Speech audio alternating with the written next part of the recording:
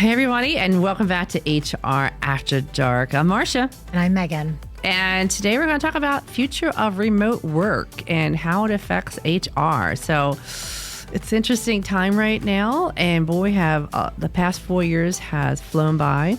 Well, maybe not for everybody. Yeah, it was a little slow for some of those with toddlers at home. Just saying. That's true. That's true. I didn't have that. I've been past those areas, but I think the virtual world is here to stay. I also think the hybrid world is here to stay. So what are your thoughts?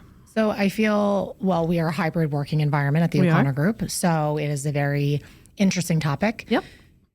Many businesses around us are pulling people back to the workplace at least 4 days a week. Many.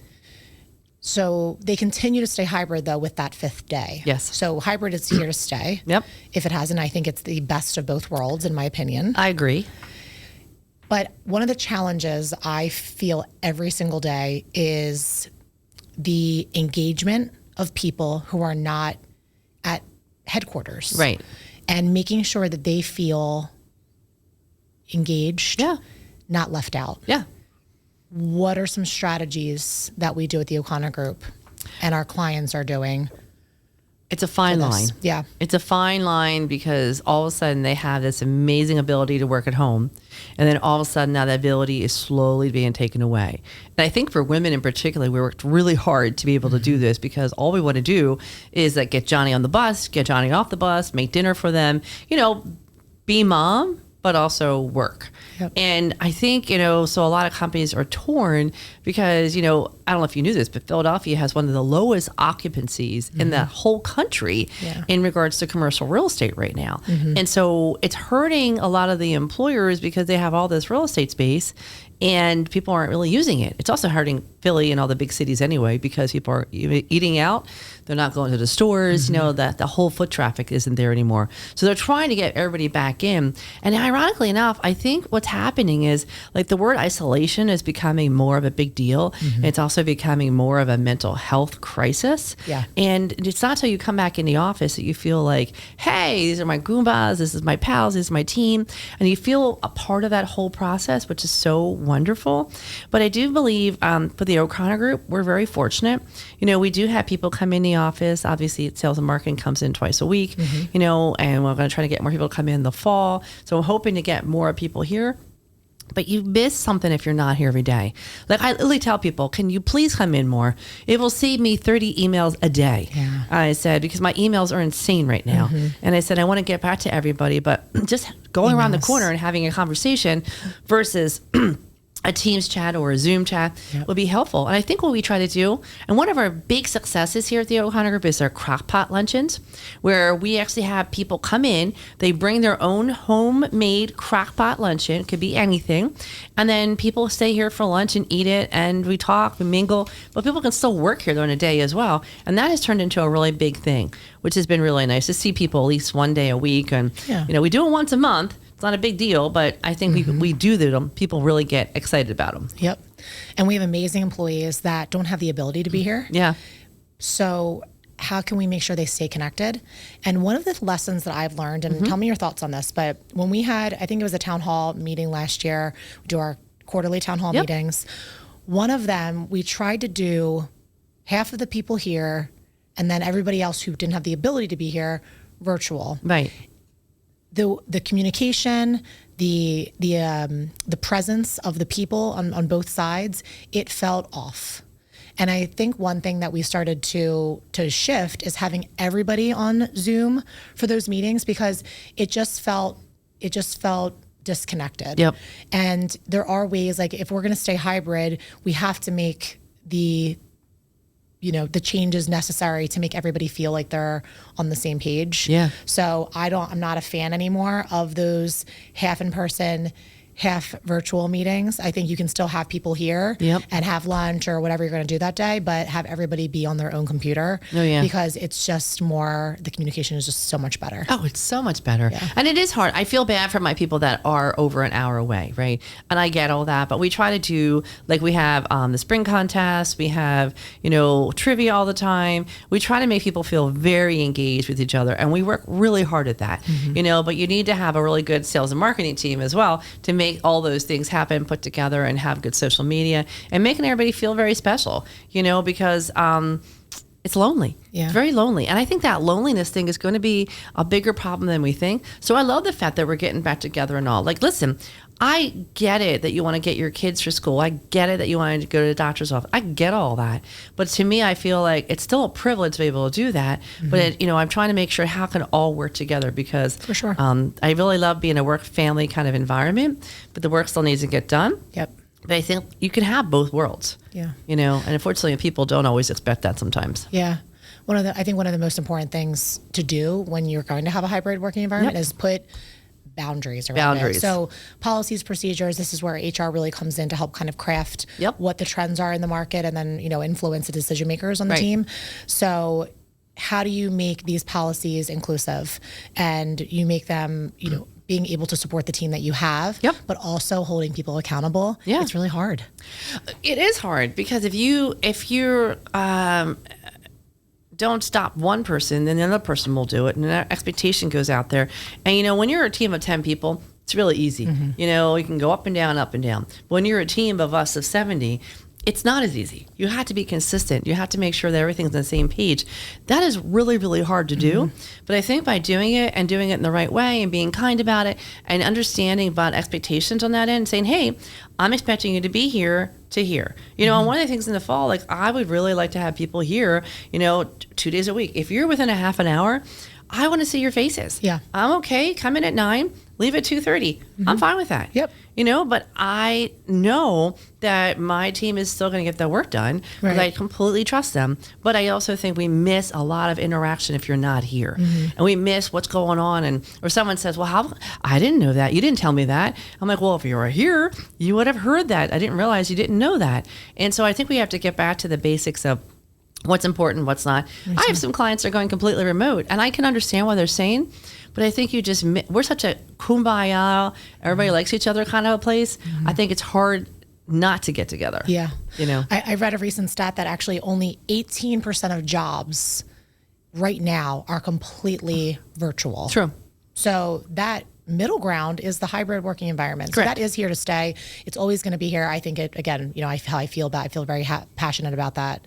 Now, one thing I did hear after a recent lunch is that a business we were talking to gives new employees a 90-day period of going to the office 5 days a week. If they work out, they can work remotely or work in hybrid after that. When they're going in 5 days a week, there's no one else there in the company other than them going in the office. That makes no sense. It makes no sense. But also, that person is going to go into an empty office just to get their work done. But how are you engaging them? How are you connecting with them? You're not. We have to get flexible. Yes. And be adaptive with some of these new policies. Yes. And, the more that you can create accountability for your teammates, like, that won't even be an issue. No. I think it's about that, but also about, just like you said before, expectations, like, what to expect, what not to expect. You can't have new kids on the block come into an office without good training. One of the best things when I started Anderson was we went to St. Charles for 2 full weeks, and we got out of our comfort zones. We met people from around the country. We all had to hang out for full 2 weeks together, morning, afternoon, and nighttime. It's great. And it was amazing. It was like kumbaya. We came back with like a massive unit of 10 of us, and we're still all really tight to this day. All of us, the entire group, that entire year is really tight. And I think that most companies are missing that. You can't just bring people on board and not expect to have that kumbaya. You got to have a best friend at work. You got to have basically that feeling of training and development. They know what they're doing. Yeah. And you got to put that back in play again. You can't have these kids learning all this stuff basically on Zoom. It just doesn't work. You can do that even if you're not a large company. True. And you have to find ways, obviously, to make it workable. But that goes back to onboarding. Yeah. And going back to the experience they have from the second they, get grouped into your business. Yes. And then from the second that they, grow within the company. So there's so many things that small companies can do as well. But one of the things that we need to talk about, if we're going to keep going in this hybrid working environment, is the tools. Yeah.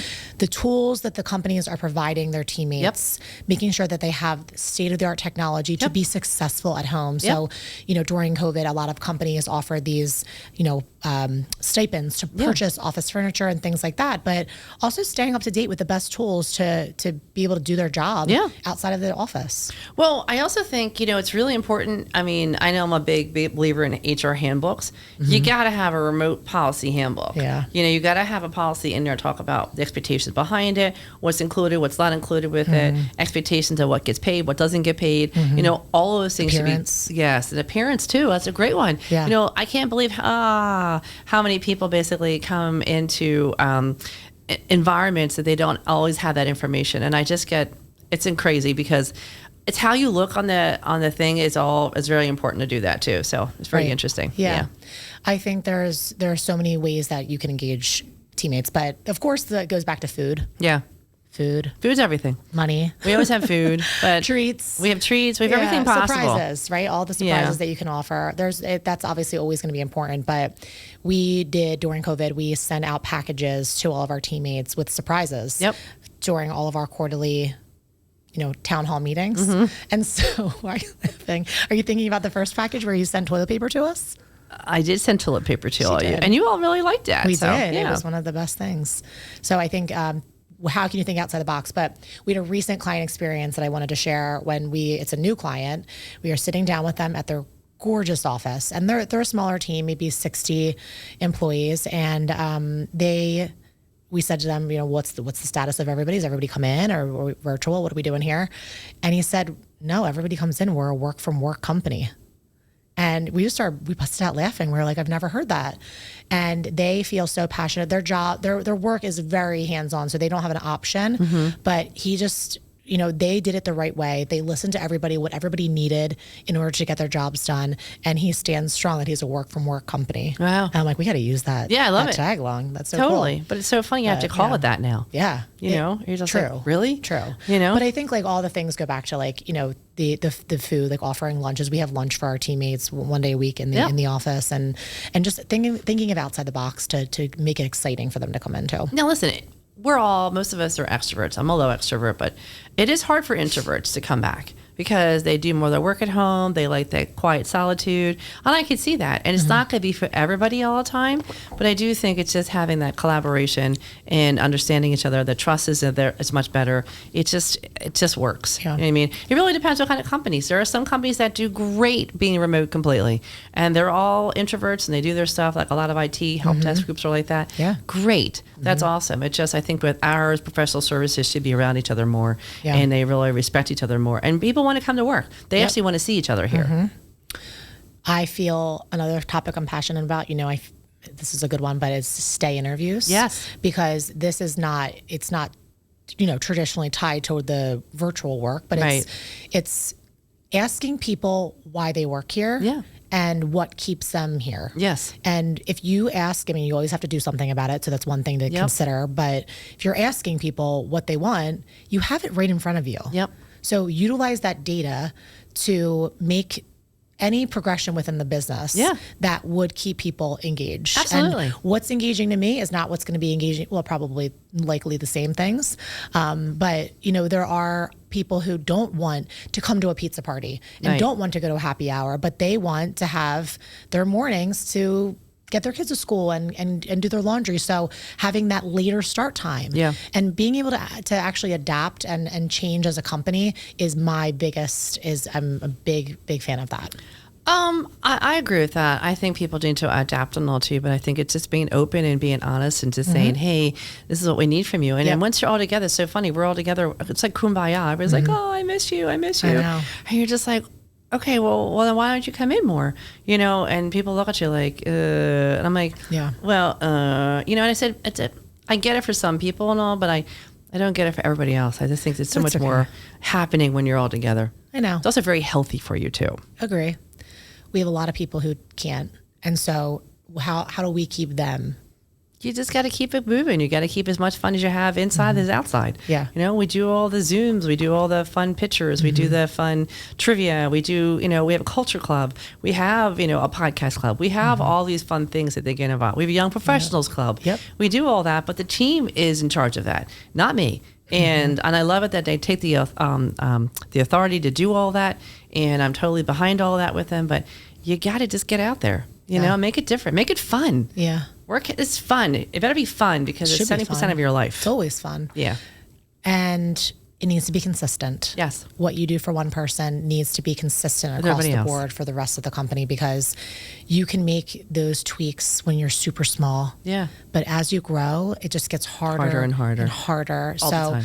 I guess as we think to wrap up here, there's a lot of great takeaways, but you know, being dynamic and innovative as you grow as a business and being flexible and adaptive to people's lives. Yeah.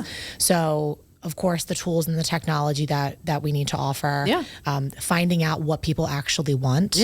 And then, you know, how can we think about the people who don't have the ability to be here? What are we going to do for them, and how do we get them as connected as we are when we're in face to face? Ask them. Yeah, exactly. You'd be surprised if you ask your team, you know, what's that one thing you'd like to see differently? What's that one thing that you can add value to that would be really helpful? You know, you won't be surprised of how talented some of your team members are. You just have to ask the question. No, I totally agree. Well, remote work is here to stay. It is. I'm thrilled about it. Yeah, me too. You are too. Yeah, I am. I mean, we worked so hard to get here. Yes. Let's not carried away, but let's make sure it works for both sides. Yeah, I think we just keep talking through the strategies and help all of our clients come up with new ways to be innovative. It's being patient and flexible. Yes. Is the key. Love it. For sure. Thank you all for joining us for another edition of HR After Dark. We'll see you next time. Take care.